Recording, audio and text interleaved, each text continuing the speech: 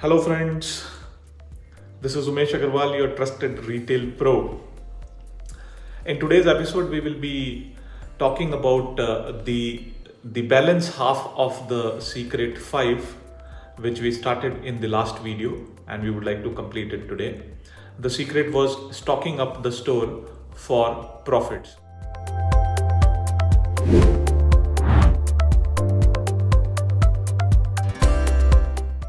So far in the first half video, we've spoken about how every inch of a retail store is important and it's money for the retailer.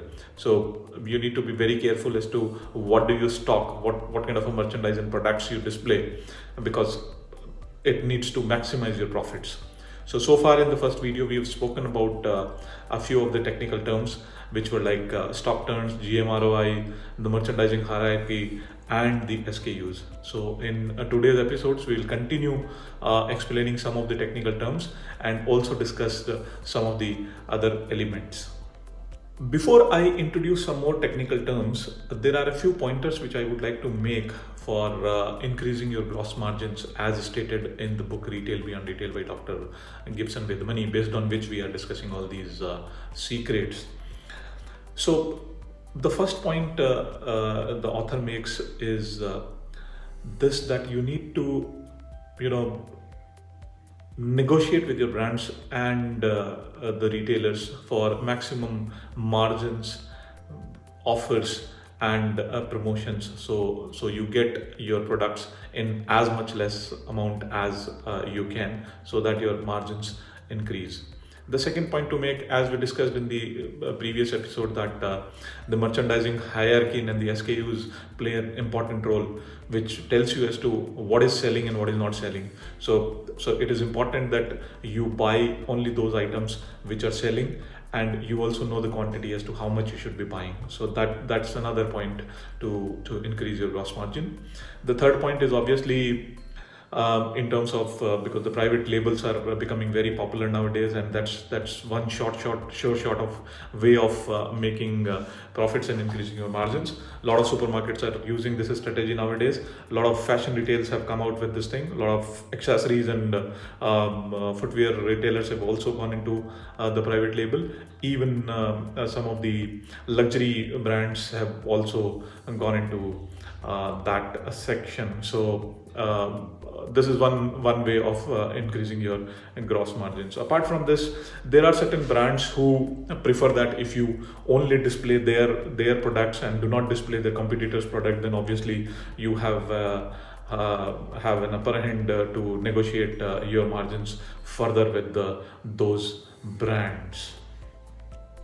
The next point author makes is in terms of buying in bulk or buying from the wholesale market. So suppose you are a fruit and vegetable retailer, then obviously you must be buying from the wholesaler at a wholesale price, so to increase your margins.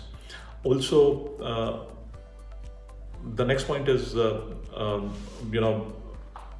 having a pre buy agreement with your retailers, where you buy a certain quantity in much in advance to get more margins from your suppliers. Also, as we have seen that if you have the checkout system which has got all those information as to what you are selling, in what quantity you are selling, when you are selling, so then you know as to what is required to be restocked and what is to be left for no purchase. The last point to increase your gross margin is definitely to train your staff for upselling and the cross selling, because that is something very important. A customer might come to buy on only a particular product, but if your staff is trained and efficient enough to sell something along with that, so that will not only increase the ticket size, will also increase the margins. Now let us move on to the other strategies which the author has mentioned to increase your profits.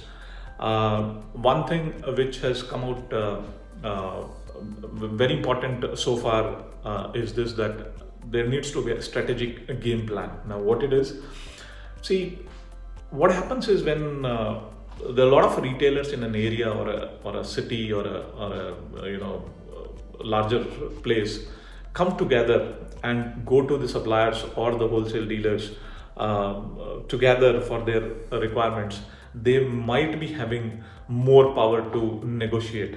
Yeah. So in today's term, there are certain retailers who are holding many different brands, and it might so happen that their supplier or the manufacturer might be same.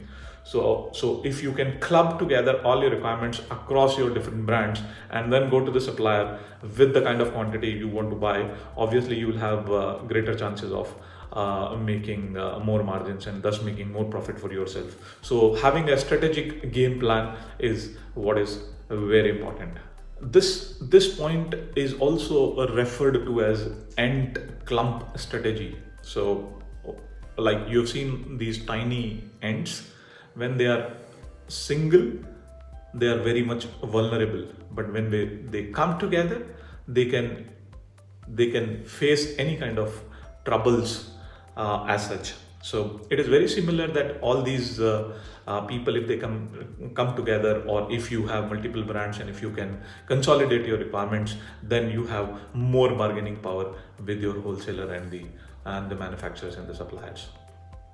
Quite similar to the couple of strategies we just discussed, the strategy game plan and the ant clump strategy, we also have a strategy called a soldering strategy, which is again kind of clubbing together your requirements.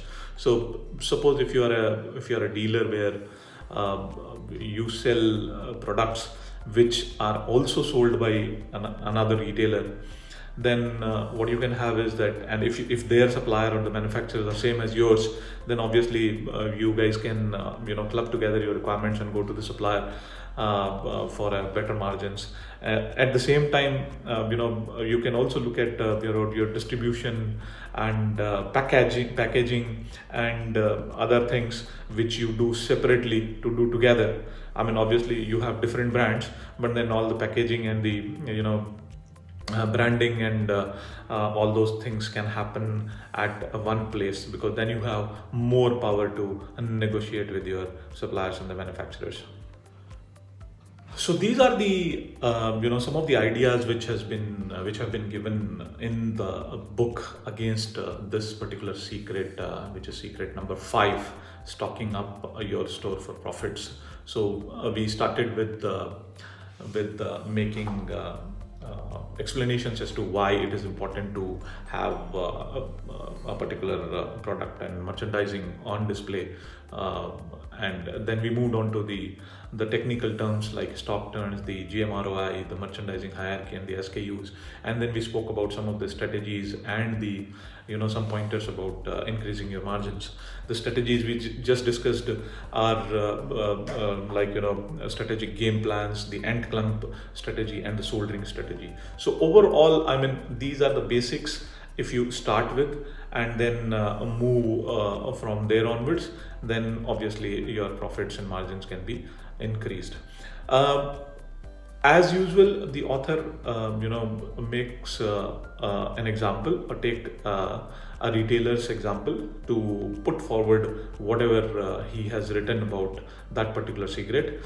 In this case, he has taken the example of Patanjali, the big retailer at this point, majorly in India, although they have spread across the world now. So Patanjali is one which has grown from nowhere to where they are today, based on all these points we just discussed in this episode so far. So Patanjali Ayurved Limited, which was established in 2006 by Baba Ramdev and his disciple Acharya Balakrishna. They've created a large enterprise now with the kind of products they hold. So their USP was the products were based on mostly the natural herbal and the Ayurvedic theme of products, which had an immediate impact on the majorly on the Indian population. Uh, the good thing about them was this, that all their products were research based, and they had also conducted trials before bringing them into the market, and they were all very successful in that sense. So Patanjali is kind of a private label. They relied more on the private labels, and the three things which they even today rely on are as follows. One is definitely they have their own traditional network of suppliers. Secondly, they have key networks with all the big supermarket chains. And third is obviously they are selling it through their own retail stores, Patanjali branded retail stores. They've also opened mega stores recently, which kind of keeps the entire range of Patanjali products. So this is what the Secret 5 is, stocking the store for profits. So we spoke about many things in this. Please go through the video once again, because there's a lot of information in it. I hope you liked it, and I'll wait for your comments on the same. So we'll be coming back with the next secret in a few days' time. Till then, stay safe, stay home if you have to, and then I'll see you soon. Thank you so much. Bye bye.